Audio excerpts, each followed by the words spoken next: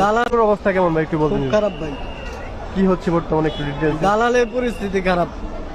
দালালে 5 লাখ 7 লাখ করে নিয়ে নেয়, দেশে নিয়ে নেয়, কোনো কাফেলা দেয় না, কোনো কাজ দেয় না। বয়েরা এক রুমে 7 জন 8 জন, খাওয়া দেয় না, থাকা দেয় না। আচ্ছা দালাল, তোমারে আগেও কইছি দালালি করো, ভালো করে করো।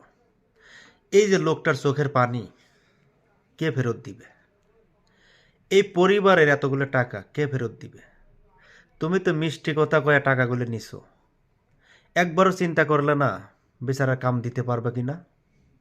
তুমি তো টাকা নিয়ে বিদেশ পাঠাইছো, মানুষটা কাম পাইছে কিনা তোমার তো খোঁজও নাই, তুমি তো টাকা নিয়ে ঘুমাই গেছো। দালালি ব্যবসা ছেড়ে সৎ পথে আসার চেষ্টা করো। আসলে দালালটা ভালো হয় না, তার কারণ কিসের জন্য? দালাল দালালি হয়। এই লোকের পরিবারকে এখন কে দেখবে? আর এই লোকের কে টাকা ফেরত দিবে? আর এই চোখের পানির দাম কে দিবে? তুমি তো নগদ টাকা 5 লাখ নিয়ে চলে গেছো একটা পরিবারকে শেষ করে। দালাল, ভালো হয়ে যাও।